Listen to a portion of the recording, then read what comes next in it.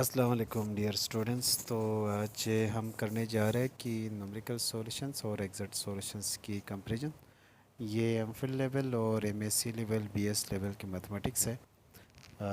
तो यहाँ पे हमने क्वेश्चंस को जो है एग्जैक्ट जो सॉल्यूशंस फाइंड कर लेंगे, तो इसको न्यूमेरिकल सॉल्यूशंस के साथ हम कंपेयर कर लेंगे और चेक कर लेंगे कि वाकई इसकी वैल्यूज सेम आते हैं कि नहीं सेम आते हैं कि नहीं आता। ठीक है।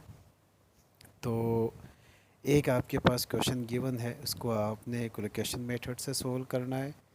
फिर इसी क्वेश्चंस को आपने सब डोमेन से करना है और लास्ट पे जाके आपने इसको जो ना वेटेड रेसिड्यूल्स मेथड से आपने इस क्वेश्चंस को भी सोल्व करना है। तो क्वेश्चन आपके पास कुछ इस तरफ के गिवन है कि d u divide by d t plus u is equal to zero है। ये क्वेश्चन नंबर 1, इसका नाम दो। और इसके इनिशियल कंडीशन भी गिवन है, u zero is equal to 1 और t की वैल्यू 0 से लेकर 1 तक के इंटरवल में एग्जिस्ट कर रही है यहाँ पे। तो इस क्वेश्चन को सोल्व करते हुए आपने क्यूबिक अप्रोक्सीमेशन तक आपने जाना है, यानी थर्ड वैल्यूज़ तक आपने इसका कंपेयर करना है। ये जो क्यूबिक अप्रोक्सीमेशन है वहाँ तक आपने जाना है। तो फिर आपके आंसर को आपने चेक करना है कि ये एग्जैक्ट सॉल्यूशंस और न्यूमेरिकल सॉल्यूशंस के आंसर सेम है कि नहीं है। चले जी, तो हम सबसे पहले स्टार्ट कर लेंगे एग्जैक्ट सॉल्यूशन से। तो एग्जैक्ट सॉल्यूशंस का तो आपको पता है कि इसका के ऑपरेटर्स आपने लेना होता है। वो आपके पास डेल है, तो डेल प्लस वन और इज इक्वल टू ज़ीरो कर लेंगे कैरेक्टरिस्टिक इक्वेशन लेके। और इसकी मदद से आप इसको एक्सपोनेंशियल फॉर्म में लिखेंगे ई की पावर माइनस टी, क्योंकि डेल की वैल्यू माइनस वन है। और इस इक्वेशंस में आप इनिशियल कंडीशन लगाएंगे तो यहाँ से आपको ए की वैल्यू मिलेगी, A is equal to one मिल जाएगी। फिर ए की वैल्यू अगर आप रिप्लेस कर ले इक्वेशन नंबर 1 के अंदर, तो वहाँ से इस इक्वेशंस के अंदर अगर आप रिप्लेस कर ले तो ये वाली वैल्यूज़ आपको मिल जाएगी। आप इन्हीं वैल्यूज़ को अगर आप जनरल फॉर्म में लिख ले तो पहले आपके पास 1 आएगा, फिर इसके बाद माइनस टी आएगा, फिर नेक्स्ट पे आपके पास टी स्क्वेयर अपॉन टू आएगा, क्यूब आएगा, फोर आएगा, फिफ्थ आएगा। ये आपके पास एक पूरे सीरीज़ बन जाएंगे। ये हो गया जी एग्जैक्ट सॉल्यूशन। अब इसी क्वेश्चंस को हमने सोल्व करना है कोलोकेशन मेथड से। अब देखते हैं कि कोलोकेशन मेथड में ये कैसे सोल्व। अच्छा जी, तो अब कोलोकेशन मेथड से हमने इसको सॉल्यूशन फाइंड करना है, तो हम कंसिडर कर लेंगे कि हमारे पास एक ट्रायल सॉल्यूशंस गिवन है। तो इस प्रॉब्लम के लिए ट्रायल सॉल्यूशन जब आप लिखेंगे तो ट्रायल सॉल्यूशंस के लिए आप ये लिखेंगे कि t u t is equal to a naught a one a two a three a four लिखेंगे। तो इसके साथ t one t two t three t की पावर फोर तक आप लिखेंगे। ठीक है। ये आपके पास ट्रायल सॉल्यूशन है। हर क्वेश्चन के लिए आपने एक ट्रायल सॉल्यूशन जनरेट पहले करना है। चलिए जी, ट्रायल सॉल्यूशंस हमारे पास आ गया। अब इन्हीं ट्रायल सॉल्यूशंस को बेस बना के हम क्वेश्चन को आगे सॉल्व कर लेंगे। तो अब इस क्वेश्चंस के अंदर ठीक है, इनिशियल जो आपके पास कंडीशंस की वैल्यू है उसको पुट कर लेंगे। तो u zero is equal to one है, तो यहाँ से वन लिखेंगे। तो बाकी सारे एंट्रीज कैंसिल होके कैंसिल नहीं, बाकी सारे एंट्रीज आपके पास ज़ीरो हो जाएंगे। तो वहाँ से A one is equal to one की वैल्यू मिल जाएगी। अब ए वन की वैल्यू जब आपको मिली है तो उसी ए वन की वैल्यूज़ को रिप्लेस कर लेंगे जनरल सॉल्यूशंस के अंदर। जो हमने अभी जो लिखा था उस क्वेश्चंस के अंदर हम इसको क्या कर लेंगे, रिप्लेस कर लेंगे। उसको रिप्लेस कर लेंगे। इसी को रिप्लेस करने के बाद जो आपके पास जनरल फॉर्म बन जाएंगे, वो जनरल फॉर्म आपके पास कुछ इस तरफ के बनेंगे कि u hat of t is equal to one plus a one t plus a two t a three a four तक ये चला जाएगा। अब इन्हीं के मदद से आपने न्यूमेरिकल सॉल्यूशन फाइंड करना है। और इसका कंडीशन ये है कि क्यूबिक तक आपने जाना है। तो क्यूबिक के लिए हम इसकी कहाँ तक जाएगा, टी की पावर क्यूब तक जाएगा। ठीक है, आगे नहीं जाएगा, टी की पावर क्यूब तक जाएगा। तो ये आपके पास उस मेथड्स के लिए फार्मूला है। उस फार्मूले को यूज़ करने के लिए आप t into a one a two a three लिखेंगे।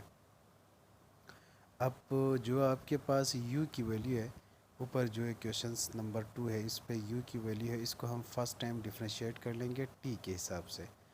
तो t के हिसाब से जब आप इसको डिफरेंशिएट कर लेंगे तो आपके पास यहाँ पर आएगा जी a1 प्लस इस वाले इक्वेशंस को हम डिफरेंशिएट कर लेंगे, ठीक है। तो नीचे आपके पास आएगा जी a1 plus 2a2 t plus 3a3t plus, और जो u की वैल्यू है वो a1t plus a2t square plus a3t cube होगा। तो इन वैल्यूज़ को यहाँ पर रिप्लेस कर लेंगे। करने के बाद इसका जनरल फॉर्म आप लिखेंगे और इनमें से कॉमन भी निकालेंगे। कॉमन निकालने के बाद जो सेम टर्म था इसको आपने कॉमन निकाल दिया। कॉमन निकालने के बाद अब आपने उस मेथड्स की मदद से सोल्व करना है, कोलोकेशन मेथड्स की मदद से। तो इंटरवल 0 से लेकर 1 तक है, इसको आप पार्टीशन कर लेंगे 1/2, 1/4, 1/6 में। अब इस इक्वेशंस की मदद से आपको आपको इक्वेशन चाहिए। सबसे पहले टी की वैल्यू आप 1/2 पुट कर लेंगे, फिर 1/4 पुट कर लेंगे, फिर 1/6 पुट कर लेंगे।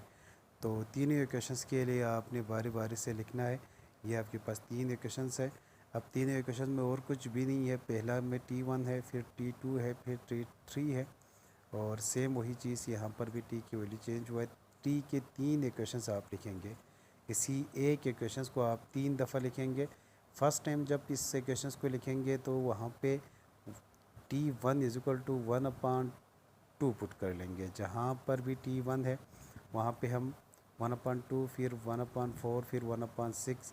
तो 1/2 पुट कर लेंगे तो पहले इक्वेशन आ जाएंगे, 1/4 पुट कर लेंगे, दूसरे इक्वेशन आ जाएंगी, 1/3 पुट कर लेंगे, तीसरे इक्वेशन आ जाएंगे। ये एक इक्वेशंस, ये दूसरी इक्वेशंस, और ये तीसरी इक्वेशंस। अब इन इक्वेशंस को मज़ीद अगर आप थोड़ा सा भी सिंप्लीफाई कर ले तो ये इक्वेशंस बन जाएंगे, इक्वेशन नंबर ए, ये बी और ये सी। अब मैं इनको सिमिटेनियसली सोल्व करूँगा। सोल्व करने के लिए इक्वेशन नंबर ए जो है इसको 13 के साथ आप क्या कर लेंगे, मल्टीप्लाई कर लेंगे, क्वेश्चन नंबर ए जो आपके पास है, ठीक है। और सेम वही चीज़ है, क्वेश्चन नंबर बी को 7 के साथ मल्टीप्लाई करके सब्ट्रैक्ट कर लेंगे दोनों इक्वेशंस को। तो ये एक दूसरे के साथ कैंसिल हो जाएगा। यहाँ से इक्वेशन रिड्यूस हो के आपके पास एक और नई इक्वेशन बनेगी जो डी है। सेम वही चीज़ बी एंड सी के लिए कर लेंगे। 19 और 13 के साथ मल्टीप्लाई कर लेंगे बी और सी को रिस्पेक्टिवली, और एक दूसरे के साथ कैंसिल कर लेंगे सब्ट्रैक्ट करने से। एक नई इक्वेशन बनेगी, वो इक्वेशंस आपके पास इक्वेशन नंबर ई बनेगी।